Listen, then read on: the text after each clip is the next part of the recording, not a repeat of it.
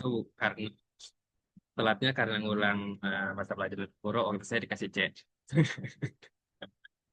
Masa sih? Tapi lebih dari tapi lebih dari itu ya karena saya waktu itu skripsinya susah tentang Electronic Human Resource Management, kemudian saya ngoding sendiri dan agak terlalu ambisius memilih skopnya sehingga kesulitan sendiri.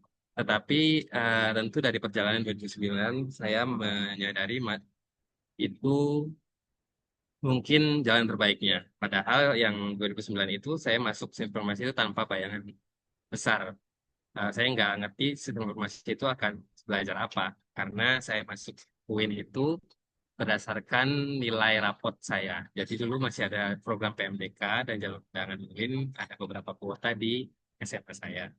Ada ada 4 pilihan kampus yang ditawarkan ke saya, tetapi karena memang tidak memungkinkan untuk keluar dari Jakarta, maka FCUIN Jakarta jadi pilihan waktu itu. Meskipun saya nggak tahu apa yang akan saya pelajari. Mungkin bisa dibilang gegabah, tapi juga bisa juga dibilang hikmah. Bahwa di UIN saya banyak pembelajaran. Di SI sendiri saya belajar struktur berpikir, logika, dan komunikasi yang eh, akhirnya semakin mendewasa itu saya syukuri. Karena dari apa namanya pola pikir, struktur berpikir itu, saya bisa menelaah atau menganalisis konsep-konsep yang ada di dunia pekerjaan di mana saya ada sekarang.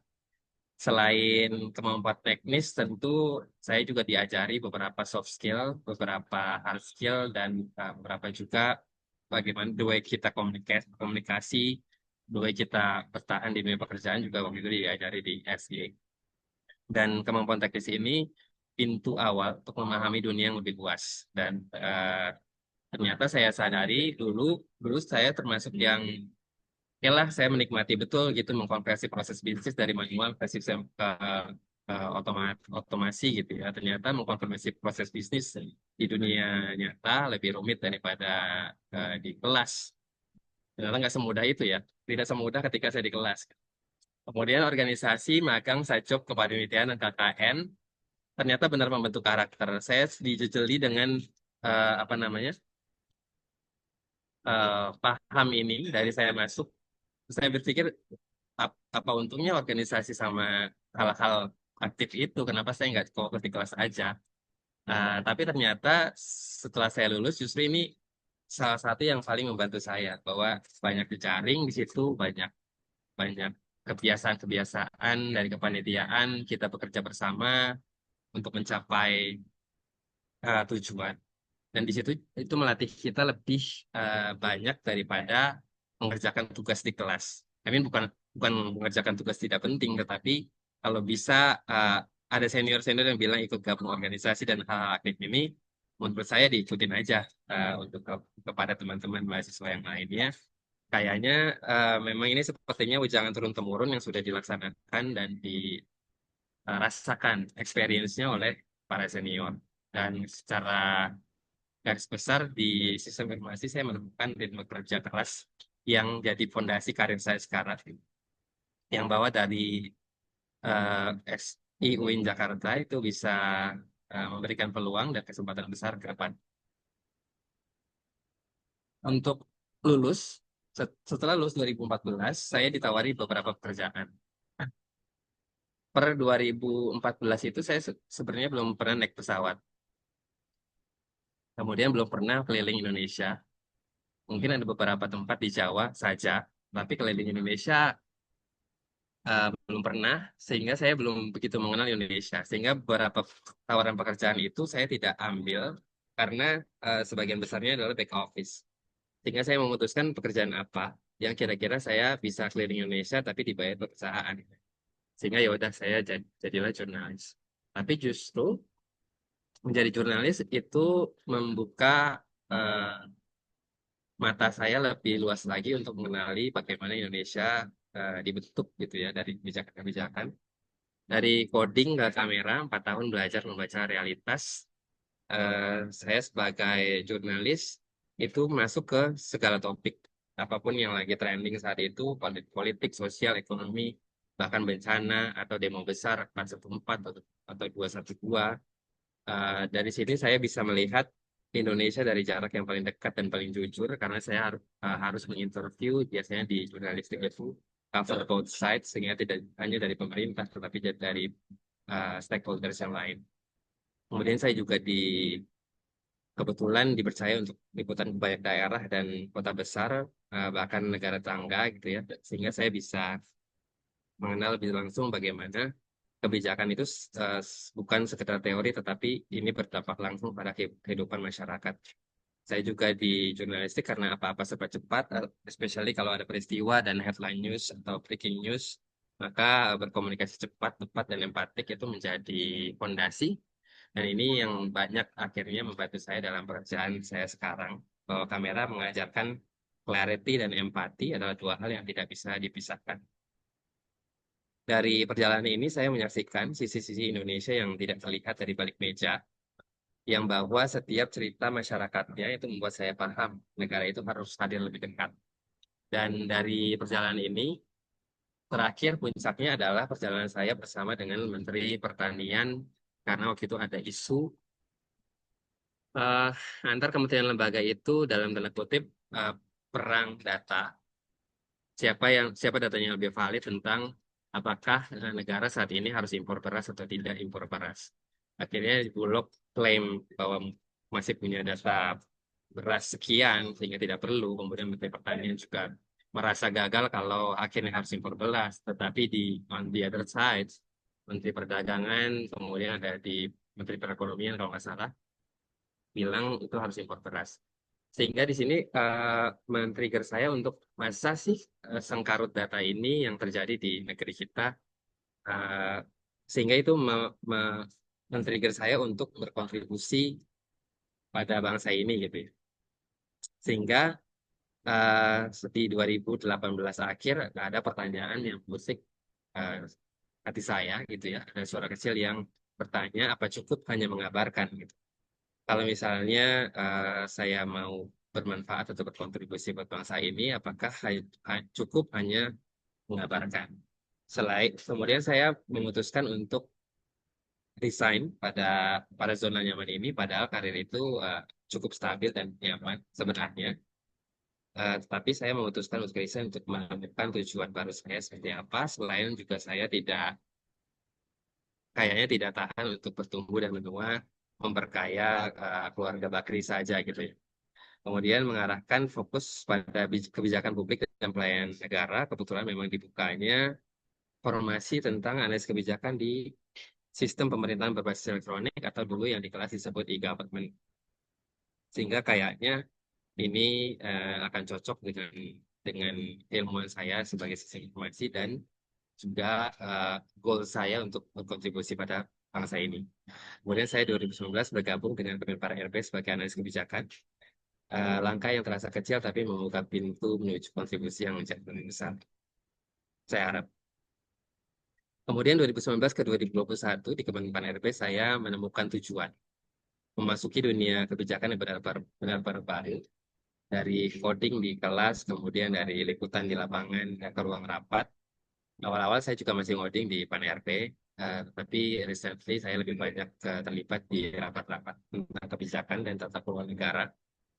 Setelah saya banyak-banyak belajar bagaimana kebijakan itu dibentuk di meja-meja rapat ini. Kemudian saya juga terlibat dalam penyusunan dan pemantauan implementasi hingga evaluasi kebijakan SPBE atau sistem pemerintahan berbasis elektronik atau e-government. Atau sekarang disebutnya digital government. Saya di sini mulai memahami bahwa transformasi digital bukan tentang aplikasinya, tetapi tentang sistem kenegaraan yang kita bentuk, tata kelola pemerintahan yang kita bentuk untuk bisa menghadirkan layanan publik yang baik untuk masyarakat.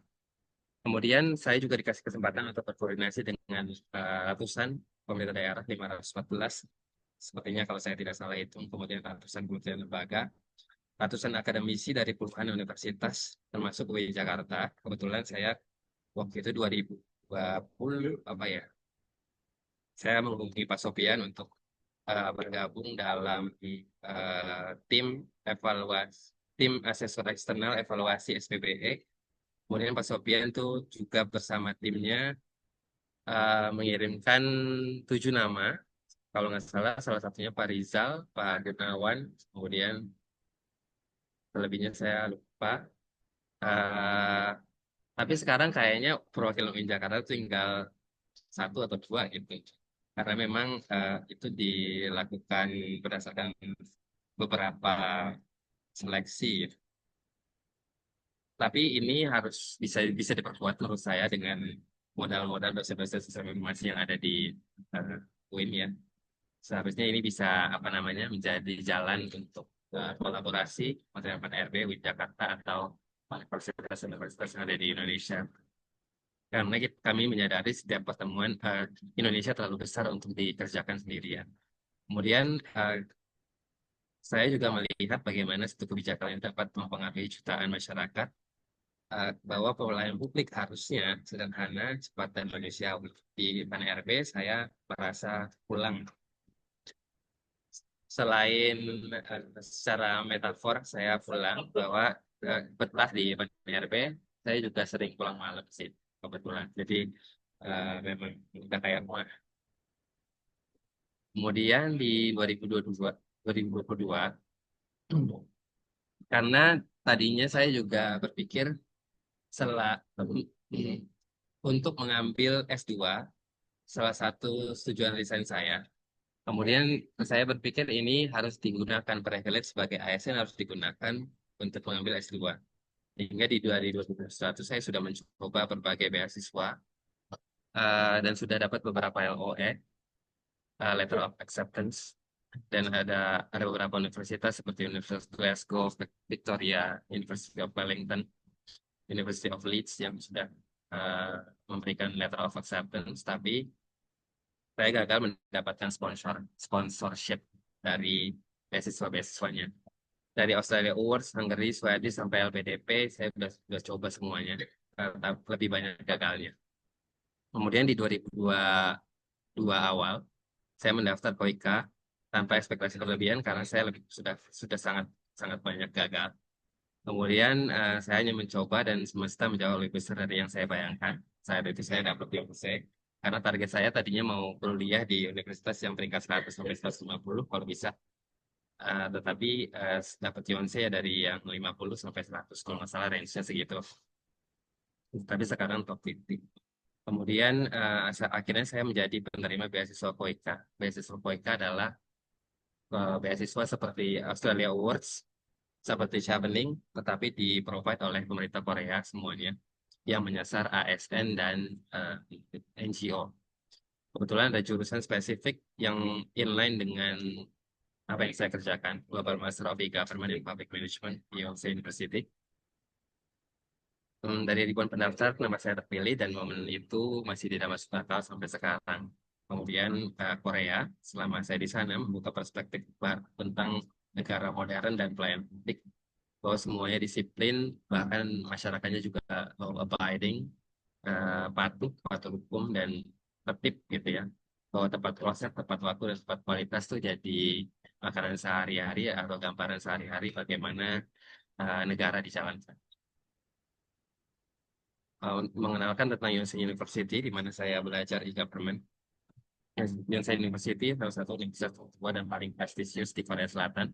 Kalau Bapak Ibu suka drama Korea, Yonsei University menjadi salah satu yang paling sering muncul, terutama di series True Beauty yang ada Cha Eun-woo-nya. Kebetulan saya nggak nonton, jadi saya cuma karena katanya. Selain unggul di banyak scene Korea drama, Yonsei University juga dikenal unggul di public policy, technology, conflict governance, global studies, dan Yonsei University menjadi pusat lahirnya banyak inovasi kebijakan di Korea. Kemudian Yonsei University juga mencatat lonjakan prestasi di QS Subject Rankings 2025. Kebetulan di jurusan e-government itu ada di bawah Social Policy and Administration yang saat ini menembus peringkat 6 global berdasarkan klaim caption Instagramnya Yonsei University.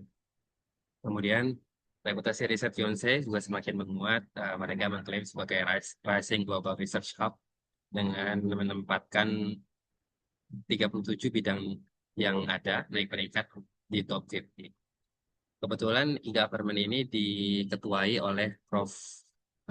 MJ Moon sebagai salah satu tokoh global di bidang public policy dan digital government, sebagai distinguished professor di USA, dan 2 kali masuk top 100 most influential people in digital government. Sehingga memang secara khusus digital government ini dielaborasi dan dijadikan sebagai program yang uh, specialized untuk ASN-ASN yang berkarir di pemerintahan. Kemudian dari 2002 ke 2003 ada beberapa pembelajaran penting selama saya hidup di Korea. Korea mengajarkan saya bahwa digital government bukan tentang teknologi, tapi perilaku negara. Bahwa di Korea itu sudah diimplementasikan yang namanya identitas digital, terintegrasi di hampir seluruh layanan publik. Kalau saya mau membuka rekening, berobat, mengurus pekerjaan, bayar pajak, atau ke imigrasi atau pendidikan, itu saya cukup hanya pakai KTP kalau di sini. Di sana karena saya orang asing, sebutnya alien card.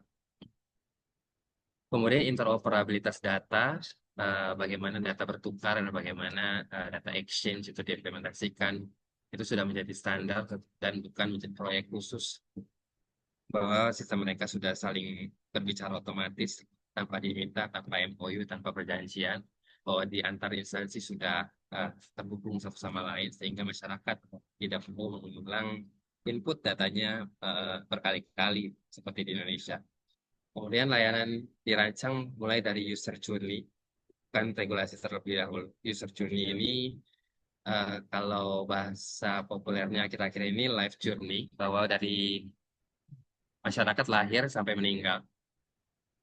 Di setiap fasenya dari lahir, kemudian sekolah, dapat pekerjaan, menikah, cerai, menikah lagi, cerai lagi, sampai meninggal, itu sudah diakomodir dalam sebuah sistem.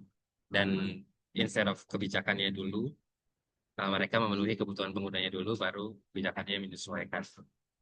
Kemudian pengambilan keputusan berbasis data real time. Dashboard data menjadi alat harian pejabat dan yang membuat respon pemerintah itu lebih cepat dan presisi. Kita pernah diajak juga ke pusat datanya dan memang datanya tersinkronisasi dari satu instansi ke instansi lain, sehingga dashboard ini sangat reliable untuk bisa mengambil keputusan, termasuk bagaimana Korea menjadi salah satu negara terbaik dalam penanganan COVID, karena mereka punya pendataan yang lebih akurat dan reliable. Kemudian keamanan privacy dibuat by design, bukan ditambahkan belakangan, sehingga memang minim Korea itu mengalami kebocoran data meskipun ada masih, tetapi keamanan dan privacy by design ini sudah menjadi pedoman mereka untuk meletakkan atau membangun layanan-layanan dengan prinsip risk-based dan tanpa mengkompromikan kenyamanan masyarakat. Kemudian saya pulang 2023, akhir saya lulus di Desember, kemudian pulang. Saya berusaha menerjemahkan apa-apa yang saya dapat pengalaman saya yang ada di sana ke kebijakan. Yang kebetulannya juga kementerian saya bekerja sama dengan kementerian di Korea, namanya Ministry of Interior and Safety. Kita punya namanya Indonesia Korea Digital Government Cooperation Center. Sehingga apa-apa yang kita elaborasi di kebijakan sedikit banyak diinfluence oleh bagaimana Korea sudah banyak pengalaman akan hal itu. Yang saya lakukan adalah melakukan penyusunan, implementasi, pemantauan, dan eksekusi kebijakan. Tentunya dari satu siklus kebijakan itu saya terlibat. Transformasi ini dilakukan untuk lebih fokus pada pengalaman dan kekuatan pengguna. Kemudian yang sekarang lagi hitsnya adalah kita sedang memperkuat arsitektur pemerintah digital nasional melalui interoperabilitas data dan digital public infrastructure. Digital public infrastructure ini terdiri dari digital ID, data exchange, dan digital payment. Kalau Bapak Ibu pernah dengar berita ada digitalisasi bansos di Banyuwangi yang dipimpin oleh Pak Luhut, itu salah satunya Kementerian Pan-RB yang menginisiasi untuk punya namanya Komite percepatan transformasi digital pemerintah yang akhirnya menginisiasi digitalisasi Perlinsos di Banyuwangi bersama dengan keterlibatan lintas kementerian lembaga memastikan bahwa data, identitas, dan layanan itu bisa terhubung. Meskipun pada saat ini status proyek tersebut masih use case, tapi ke depan di keberhasilan Banyuwangi yang sudah mencapai ratusan ribu selama 3 minggu, ratusan ribu keluarga yang terdaftar selama 3 minggu, ini akan diimplementasikan secara luas ke nasional.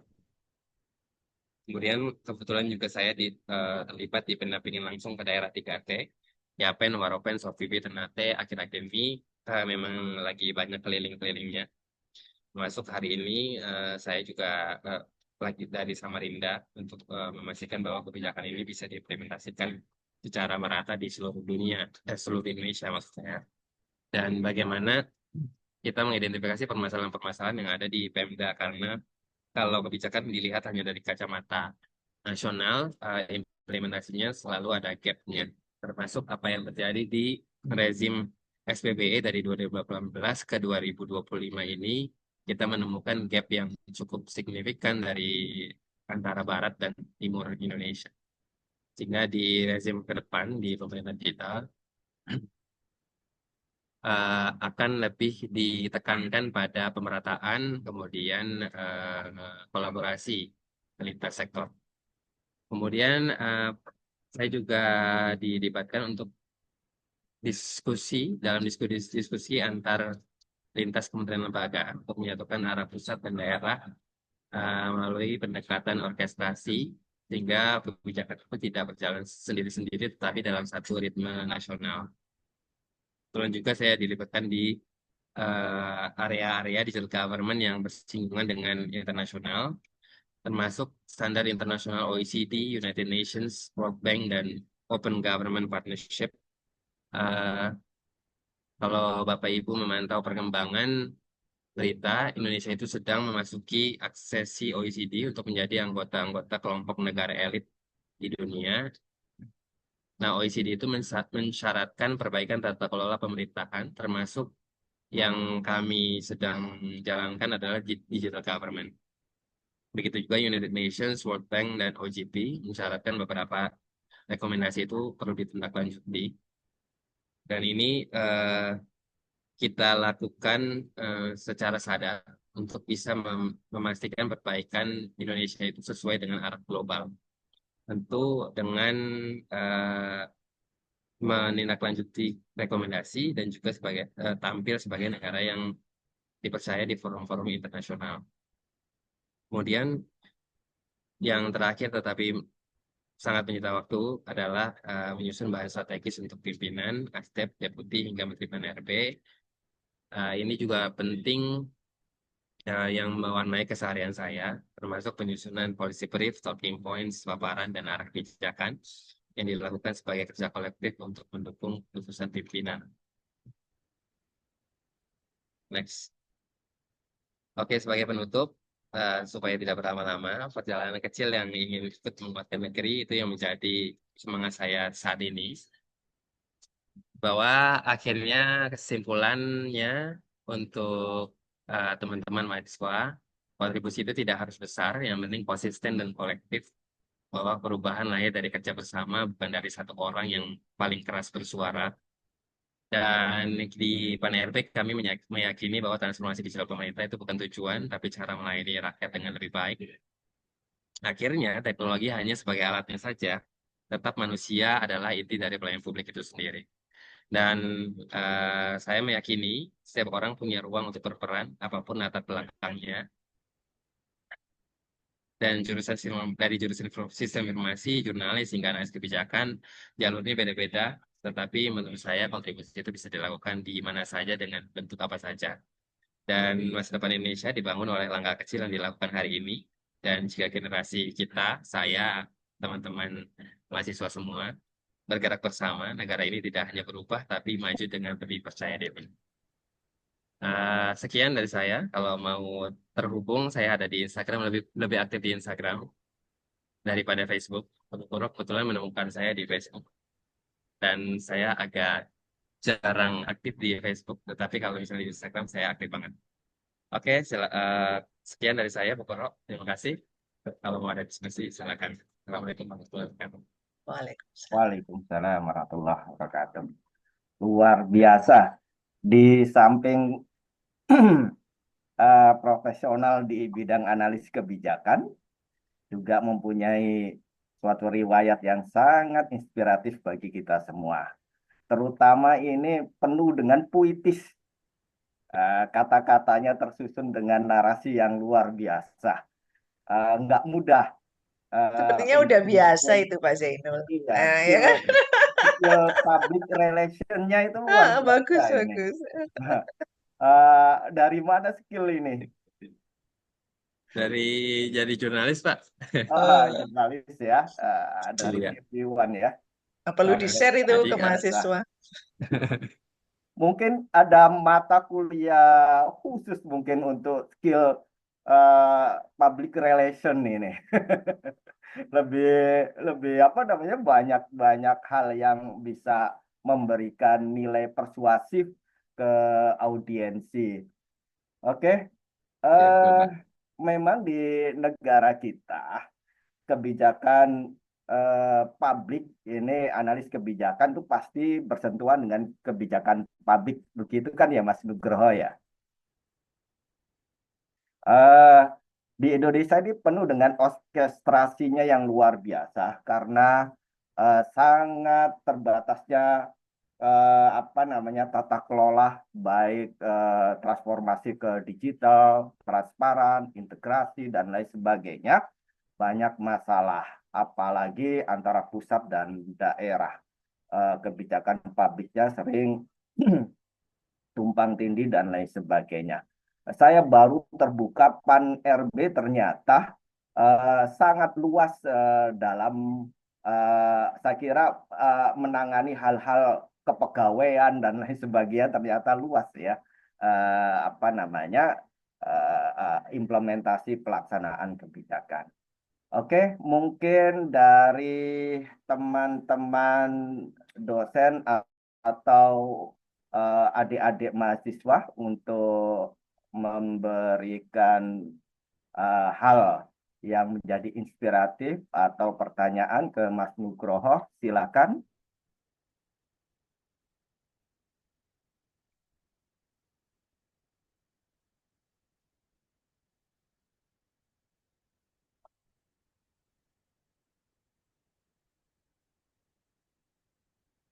Lewat chat juga kalau malu-malu silakan.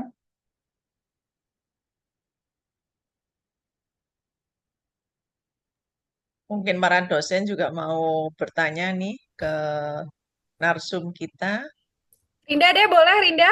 Wah, Bu Oh, Rinda. Oke, silakan, Bu Rinda. senyumnya lebar sekali fotonya ya. Oke, Bu Rinda, Sorry, silakan. Rinda nggak bisa on cam, kameranya lagi nggak asik deh soalnya. Oke, malam Nugroho. Eh, nggak tahu deh, pernah ketemu apa enggak ya? Aku juga nggak ngerti nih kayaknya nih. Oke, mungkin pertama ini deh.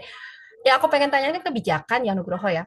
Kamu kalau dalam memproses kebijakan tuh mungkin boleh sharing deh Nugroho gimana cara memproses kebijakan menjadi apakah menjadi suatu keputusan, menjadi suatu apa ya kayak yang bisa diterapkan gitu loh Nugroho. Mungkin prosesnya bagaimana? Itu yang pertama. Terus yang kedua, di sini ada yang girls nggak ya? Oke, ini tahun ini mungkin mewakili kali ini. Nugroho sudah merit kah? Oke, nah udah itu aja sebagai Wah, supaya agak hidup lah. weh.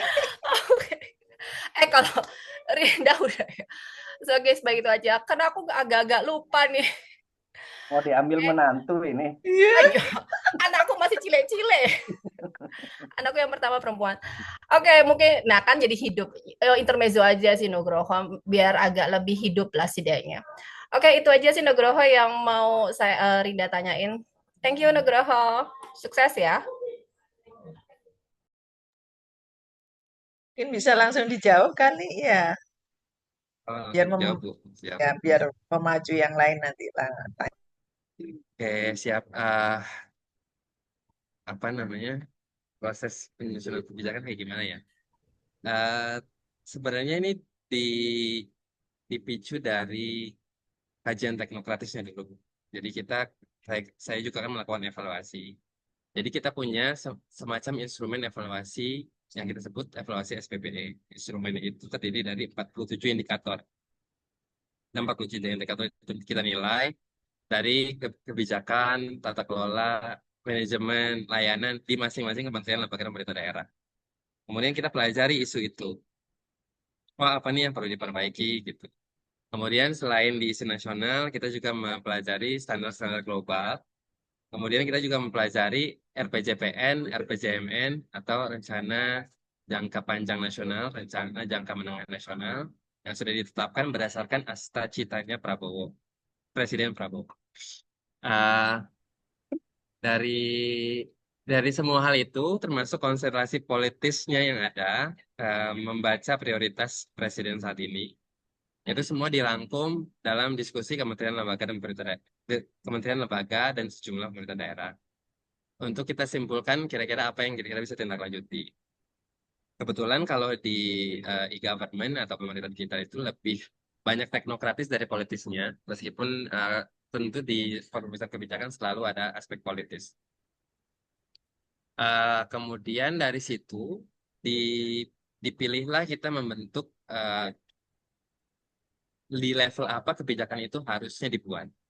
Kalau ini mau diimplementasikan secara nasional, yang pilihannya adalah undang-undang, kemudian peraturan pemerintah, kemudian ada peraturan presiden yang bisa diimplementasikan. Tetapi tentu dalam perjalanan diskusinya, undang-undang itu selalu memakan waktu yang lebih lama dan itu persetujuan DPR terlebih dahulu. Sehingga biasanya kalau pendekatan di SPBE, karena ini pendekatannya teknokratis dan di dalam internal pemerintah, itu biasanya membentuk peraturan presiden. Nah, peraturan presiden kita hanya perlu di internal pemerintah itu tidak perlu sampai ke DPR. Dari peraturan presiden ini disusun juga di dalamnya klausul-klausul yang akan mengatur bagaimana misalnya pemerintah digital ke depan itu akan diimplementasikan, termasuk bagaimana interoperabilitas datanya antar kementerian, termasuk implementasinya ke daerah, termasuk emerging teknologi ke dalam situ. Jadi lebih banyak risetnya untuk tren-tren teknologi sekarang, kemudian menerjemahkannya ke dalam bahasa kebijakan. Yang akhirnya dibuat semacam naskah urgensi. Naskah urgensi ini nantinya diajukan dan ini menjadi dasar penyusunan kebijakan itu sendiri. Kemudian berbicara dengan stakeholder terkait setelah itu. Dari PAN-RB misalnya mengajukan pres ini, maka kita mengundang Komdigi, Kementerian Komunikasi dan Digital, kemudian Kementerian PPN Bappenas, BSSN, Badan Siber Sandi Negara, BRIN, Kemendagri, Kemenq, dan semua kementerian lembaga dan terkait untuk kontribusi dalam perpres itu. Jadi kita membuat draftnya, kasih ke mereka, mereka kasih feedback, kira-kira di bagian mereka, di domainnya mereka, apa yang perlu diakomodir dalam perpres ini. Contohnya di minggu ini sedang sibuk bersama dengan Komdisi untuk memastikan ekosistem digital itu mau didefinisikan seperti apa. Kemudian diatur seperti apa. Dalam satu perpres itu banyak urusannya, sehingga di masing-masing bab itu harus dikonsultasikan dengan kementerian lembaga terkait. Nah, prosesnya biasanya 1 tahun sampai kebijakan itu tersusun. Kalau lancar secara komunikasi politik dan teknokratik. Habis itu disosialisasikan secara siklus kebijakan karena penyusunan, kemudian setelah ditetapkan, dari diskusi itu dilakukan harmonisasi ke Kementerian Hukum, harmonisasi kemudian ditetapkan kemudian sosialisasi ke seluruh kementerian lembaga pemerintah daerah. Setelah sosialisasi, maka masing-masing mengimplementasikan dan punya turunan kebijakan di masing-masing Pemda atau masing-masing KL. Setelah mereka mengimplementasikan, kita mengevaluasi lagi. Jadi secara siklus begitu, kurang lebih. Semoga menjawab, Bu Indah. Kita pernah ketemu, Bu, di kelas perbankan syariah. Oh, Ya. oke. Berarti salam. Cuma memang saya Memang saya nggak semenonjol itu, jadi tidak lupa. Oke, kalau yang pertanyaan Complicated. kedua harus dijawab nggak ya, Bu? Enggak, itu intermezzo Belum, Bu. kok. Intermezzo aja kok itu. Oke, siap. Oke, makasih Nugroho. Ya, Oke, sukses ya. sama-sama Ibu. Terima kasih. Ayo yang lainnya mana? Mau tanya, mumpung ada ini loh, mumpung ada alumni nih yang bisa sharing ke Anda semua ini.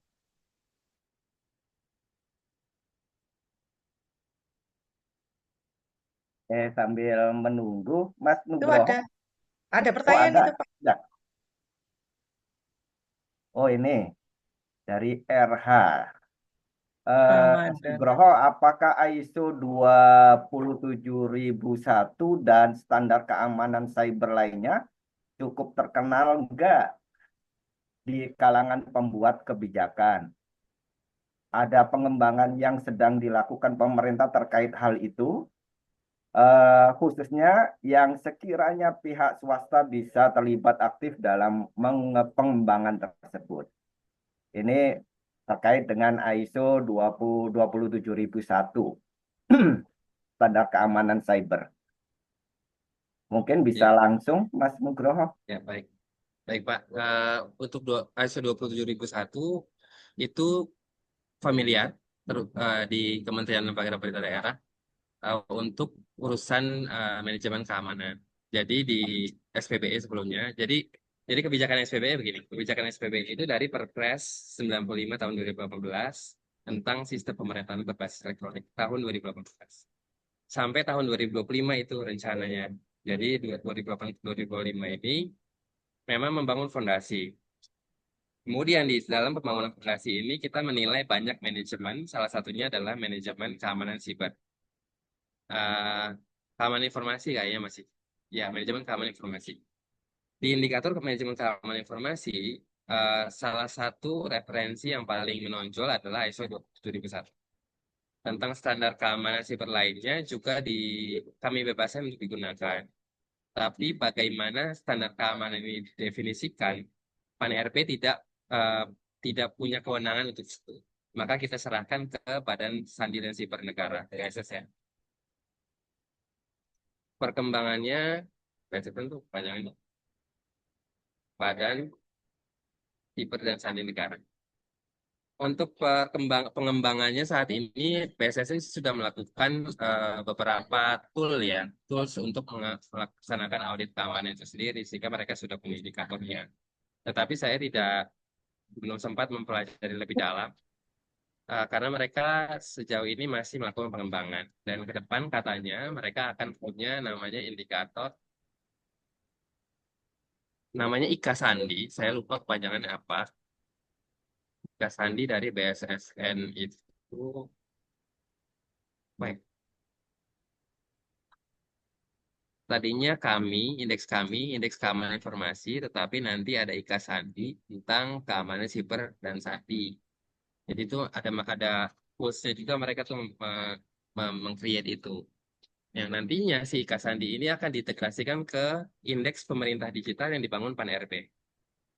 Jadi mereka sedang melakukan pengembangan itu. Tapi kalau keterlibatan swasta, saya nggak yakin BSSN seterbuka itu untuk instrumen ini ya secara spesifik karena kita belum sempat mendalami juga. Sejauh ini sih kayaknya masih dikembangkan secara internal. Tetapi nanti saya coba kontak deh kalau misalnya memang ada ini dibuka peluang untuk swasta. Itu semoga menjawab. Oke, sudah terjawab, terpuaskan, Wih, Pak Ramadan Hidayat. Hidayat ya. Bagus sekali pertanyaannya. Ya, boleh, boleh. Eh, Deputi Badan Cyber Nasional itu dosen SIG di dulu, Oh iya, Pak Mamung. Mungkin kenal Pak Mamung?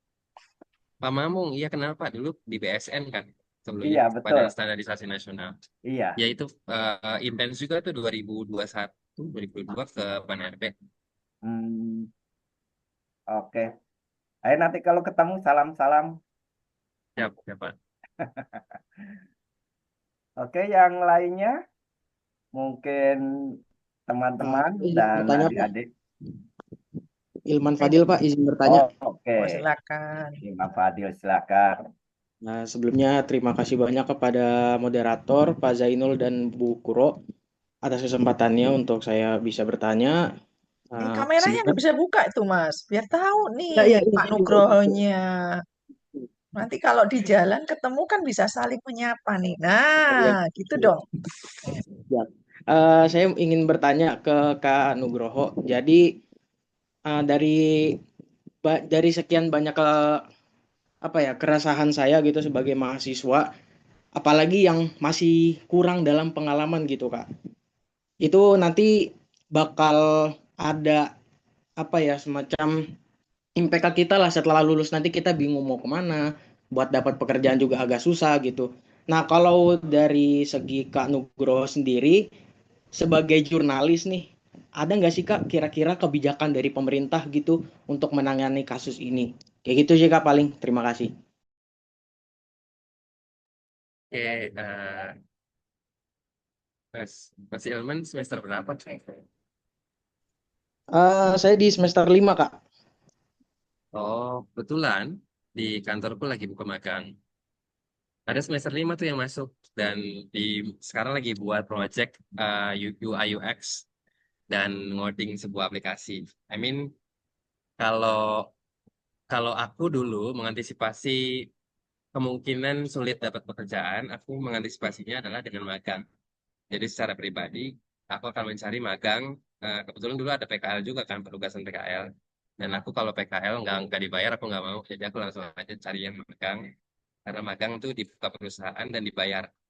Jadi itu magang itu membuka peluang kita kenal ke perusahaan itu dulu.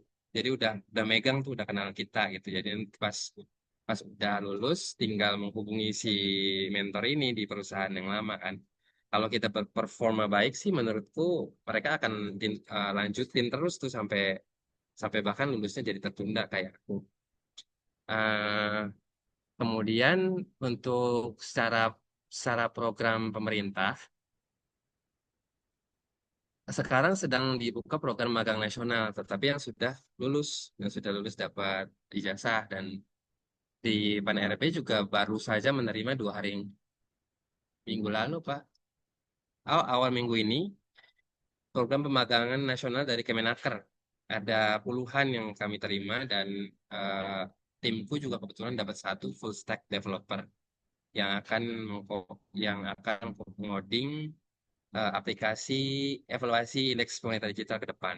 Jadi pemerintah is doing something, tapi tentu kita nggak bisa mengandalkan apa yang pemerintah lakukan ya. Akhirnya soft skill, hard skill dari kitanya secara skill set juga harus adaptif ke lingkungan atau ke demand dari perusahaan.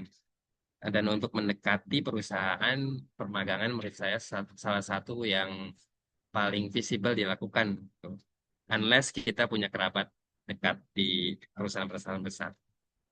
Dan banyakin networking sih menurut saya Mas Ilman karena kelas kelas is one thing bisa menambah kita tentang pengetahuan teknis, tetapi menurut saya networking can boost the opportunity much more than the classroom.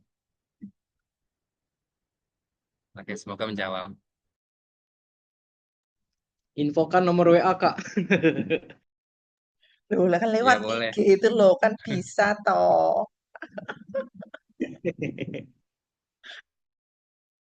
Sebenarnya bukan nggak mau share nomor WA karena nomor WA saya banyak yang kontak Kementerian Lembaga dan Pemerintah Daerah. Jadi lebih rumit gitu, lebih gampang terdistracted. Jadi saya lebih nyaman di Instagram. Silakan. Bagaimana Ilham? Oke, siap. Terima kasih banyak sudah terjawab ya Kak Nugroho. Saya kembalikan ke moderator. Oke, ini ada chat lagi dari Anggi Ade. Adi Nugroho. Oh, sama ya. Pak Nugroho, enak dan nggak enaknya sebagai analis kebijakan, terutama di bidang teknologi informasi itu apa? Nah, Yang kedua, apakah sempat kultur shock nggak dengan lingkungan kerja di pemerintah? Selanjutnya, terus bagaimana pandangan Bapak melihat kondisi sekarang yang makin ke sini makin efisiensi terus dan tentunya banyak ide-ide brilian untuk pelaksanaan SPBE yang jadi terhambat akibat hal tersebut. Wow, ini kok tahu efisiensi ya, Anggi ini. Oke, silakan Mas Nugroho. Siap, baik. Terima kasih, Pak. Eh, atas nama Anggi, ini mahasiswa atau dosen? Mahasiswa. Ya, Pak. Mahasiswa tapi detail Kayaknya sekali anak kayak ini ya, kebijakan pemerintah alumni ya, efisiensi. Anggi. Anggi, bisa dimunculkan? Anggi, Anggi. Halo? Alumni, Pak. Ya, Oh, alumni. 2017 ya. 2017. Oke, Eh, oke. Eh, Oke. enak dan nggak enaknya ya. Analis kebijakan tuh enak. Oke, gini. Enak nggak enaknya adalah tergantung penempatan sebenarnya. Whether or not, sebenarnya kalau saya tergantung, eh, saya tuh menikmati pekerjaan itu tergantung apakah akhirnya saya punya ruang untuk mengeksplorasi keilmuan saya gitu. Jadi tentu enak atau tidak enak subjektif gitu. Kalau menurut saya sih enak karena kebetulan memang saya lulusan sistem informasi, tetapi saya tidak harus ngoding. Saya bisa kontribut pada sesuatu yang strategis, tetapi yang saya lakukan research, riset tentang yang saya suka teknologi. Kebetulan kalau ngoding, saya tuh karena nggak ketemu orang kali ya. Jadi saya nggak suka kalau bekerja nggak ketemu orang. Jadi ngoding di balik layar aja gitu. Sehingga saya lebih suka kalau misalnya sosialisasi, ngobrol, atau eh, diskusi sama Pemda gitu-gitulah. Enaknya di situ. Karena akhirnya kita ketemu banyak orang, ketemu networking, inspired, being inspired every day. Dan saya juga berkesempatan untuk misalnya mengunjungi daerah-daerah terluar atau tempat-tempat eksotis di Indonesia. Enaknya salah satunya itu. Nggak enaknya, kebetulan transformasi digital pemerintah adalah hal baru yang menurut kami agak terlambat disadari oleh pemerintah Indonesia. Sehingga kalau misalnya Korea itu dari zamannya rezim yang mereka sama kayak Soeharto itu dari era Soeharto itu udah menyadari e-government itu penting. Sementara kalau kita itu eh, melalui Impres di tahun 2003 baru memang ada arahan untuk e-government, tetapi pengembangannya itu masing-masing kementerian lembaga. Sehingga karena baru disadari di tahun 2018, sementara dunia sudah bergerak jauh lebih cepat, sekarang kita semacam terseok-seok gitu lah untuk mengejar ketertinggalan dan memastikan bahwa seluruh Indonesia sebagai Nusantara Pulauan ini bisa satu.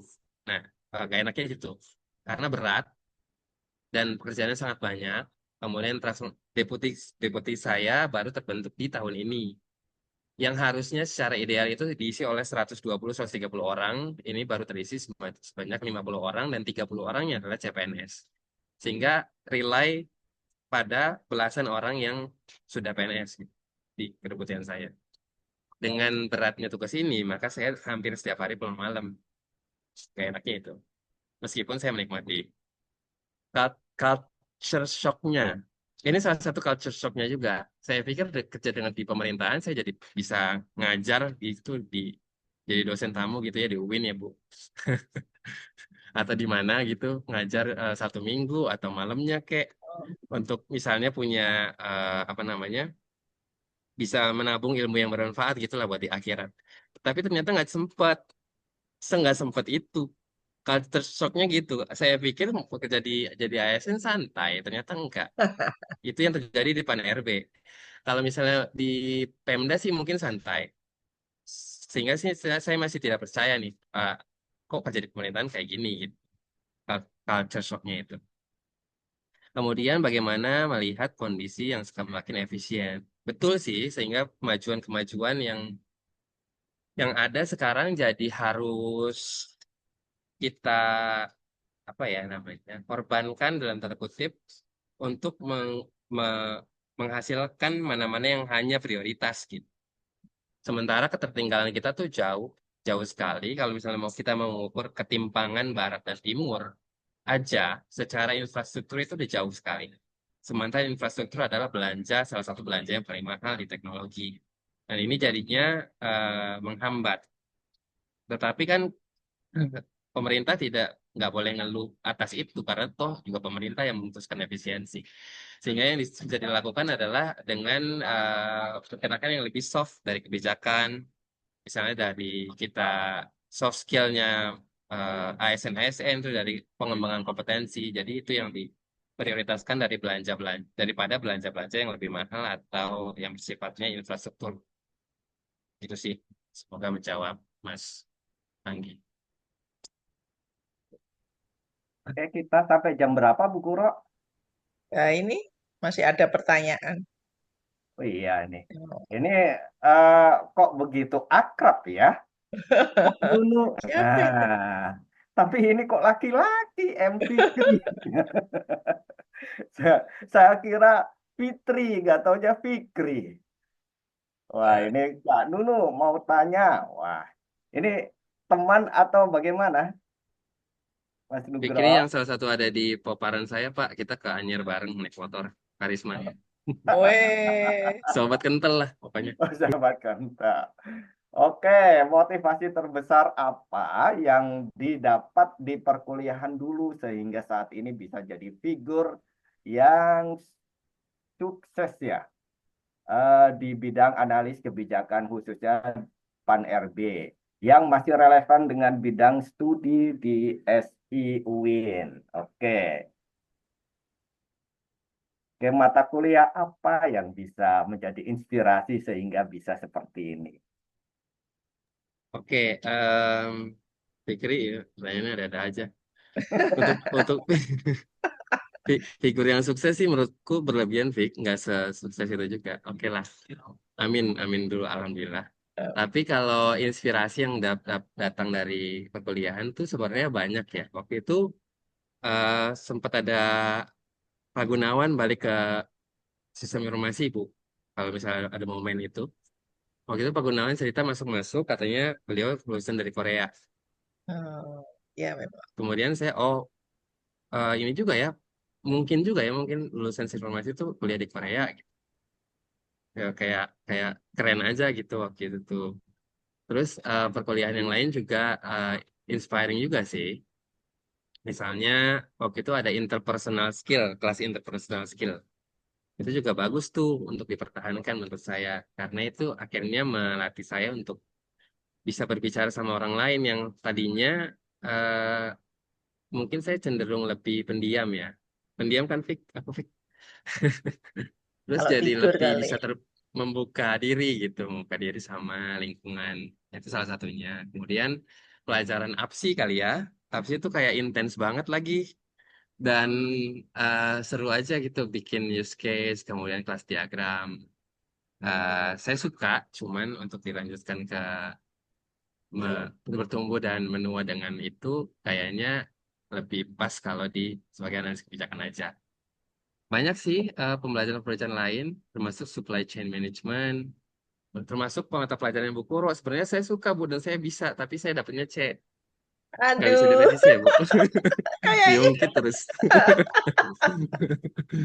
Manajemen operasi waktu itu, kok bisa sih? Padahal aku udah nyontek sama Erlan.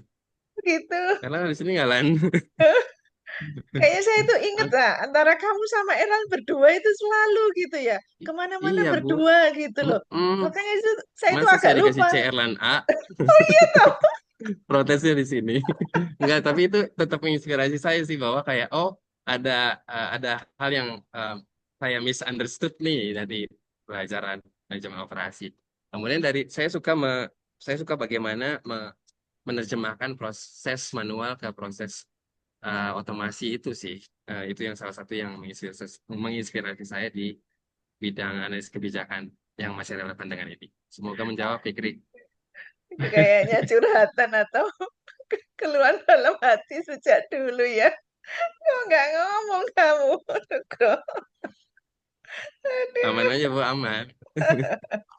jadi lucu. Oke, waktunya masih lama, Bu Kuro. Itu tadi ada pertanyaan dari Bu Nur Ada. Aini, Pak, Oh, Bu diulang Aini lagi ya. tuh. Tapi Oke, kayaknya bukan pertanyaan masalah ya. soft skill ya. Oh, ini misalnya ya soft skill yang Ini eh, public relation ini penting sekali ini. mungkin ada apa yang bisa di-share lah, Nugroho misalnya untuk public speakingnya seperti ini ya. Untuk adik-adik kelas gitu, adik-adik tingkat Anda di sini. Sepertinya udah ini perlu Iya Bu. datang ke UIN ini ya, sepertinya nih. Iya Bu, saya bisa ngajar nggak Bu di UIN Bu?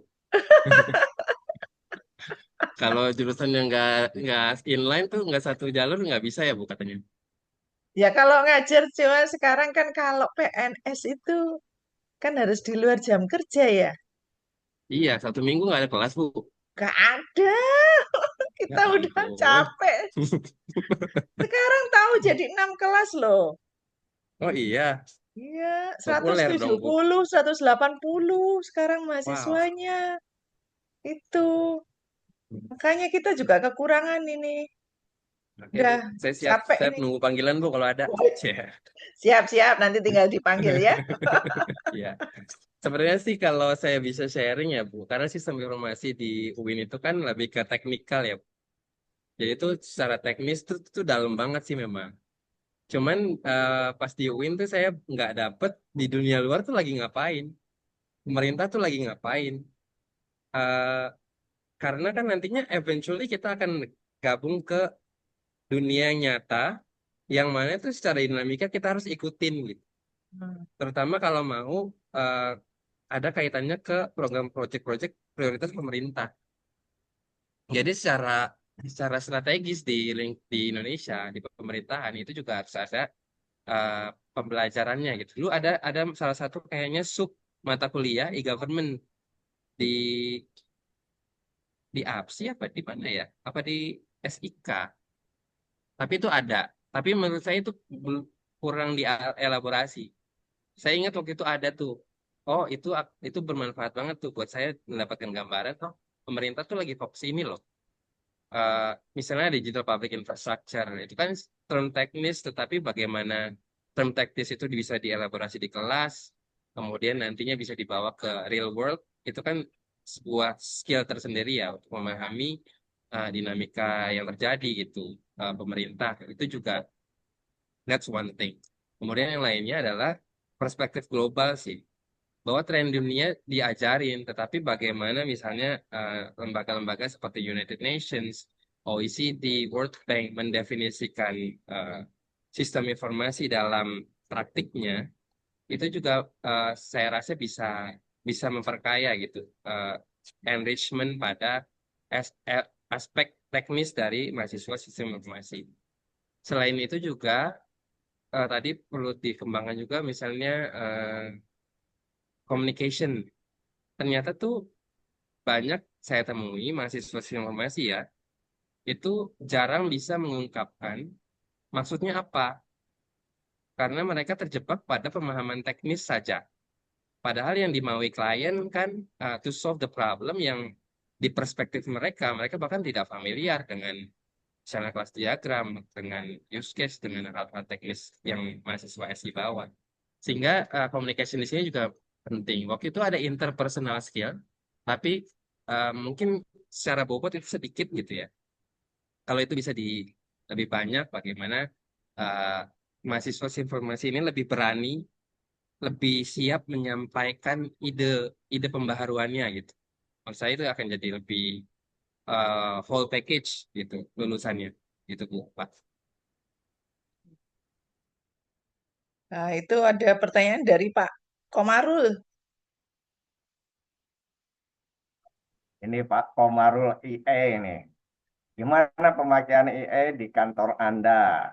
Apakah sudah mewarnai dalam pelaksanaan pekerjaan sehari-hari? Wah, luar biasa.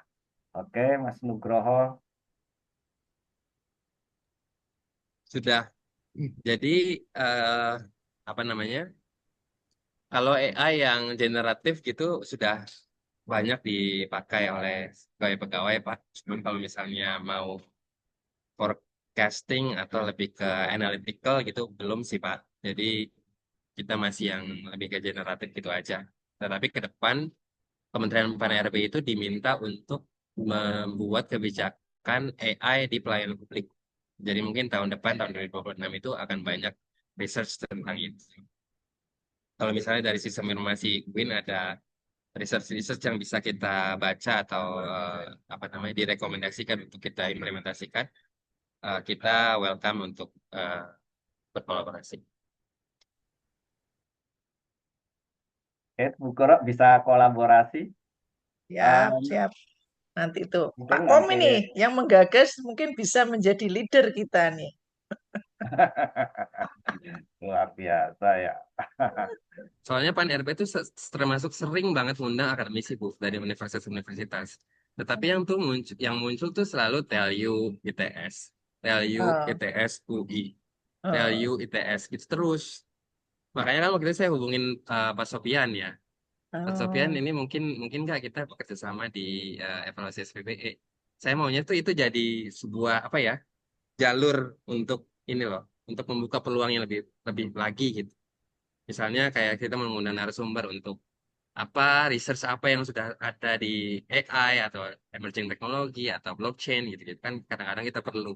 Tetapi Boleh, boleh. database-nya PAN-RB itu masih terbatas pada hanya ITS, TLU karena mereka available dan mau gitu untuk misalnya kontribut pada research yang kita lakukan. Gitu.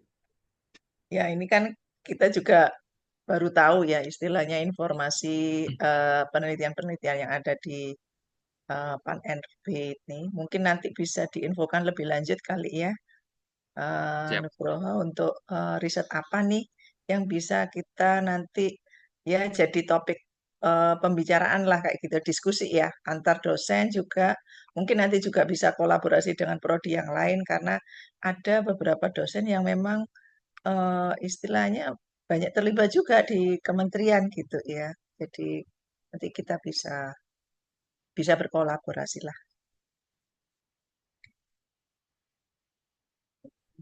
Eh, waktu sudah menunjukkan 23:31 Bagaimana Bu Ya, Koro? Lanjut. siap. Ya, monggo karena nggak ada yang ditanyakan lagi atau nggak ada yang bertanya, bisa di close kali ya. Atau Pak Eri, apa mau share sertifikat atau nanti aja ya? Boleh kalau mau sekarang. Oh iya, monggo silakan. Oh iya, saya belum share Pak Eri ya. Pak Eri kan juga host toh ya. Aduh, Bisa sharing itu Bu. bisa kan? Oke, sip. Ini bener nggak Mas Nugroho titelnya? SSI I-nya gede, Bu. I-nya kapital. Oh, oh iya iya iya. SSI kapital, MIGOV, IGOV titik, bukan IGOV koma. Oh, ikof titik. Oh, jadi memang ada ya Master E-Government ya. Iya. Nah, itu kita buat sendiri, Bu. Yang punya MIGOV kayaknya memang dari Government lulusan apa Yonsei itu doang. governance? E-government, Pak. Oh, Sebenarnya government. kepanjangannya Global Master of E-Government and Public Management. Oh, detail ya. Betul ya. Oke, nanti diperbarui kali ya Pak Erik ya. Nanti baru saya kirimkan ke narasumber kita. Nanti untuk moderator bisa by file ya, Pak Ya. Zainul. Oke, oke. Mungkin itu aja Pak Zainul. Bisa ditutup dengan doa, Gus Inul. Oke, ini Nanti merangkap dikoreksi. semuanya ini. Jadi honornya Lipat-lipat dua ini kali ya. lipat. Ada honor di dunia, juga ada honor di akhirat. Amin. Amin, amin, Ya. amin. Sekalian Oke. sholawatan, Pak. Wah, ini Pak Bayu baru. Aduh, muncul. Ini Pak, apa Mas Nugroho masih ingat dengan Pak Bayu enggak? Ini Ingat, ingat Bu. Pak Bayu tuh gimana? Curhat juga sekarang. SIK kan ya. Pak Bayu Iya, aman iya, sih Bu, iya. saya Bu nilainya Bu. Oh,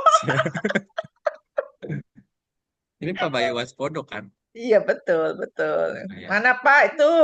Nanti nggak inget tuh. Saya Wah, pernah mengisi narasumber juga di Pan RB waktu menterinya itu adalah sebelum Bu Menteri yang sekarang ini. Sudah lama Purana. narasumber Pan RB, tapi sudah oh, lama. Dan kita sebenarnya kerjasamanya dengan Aisindo sebenarnya. Tapi ya kita pernah juga jadi narsum di sana berapa kali selain hmm. di Komdiji. Di deputi apa Pak? Deputin apa?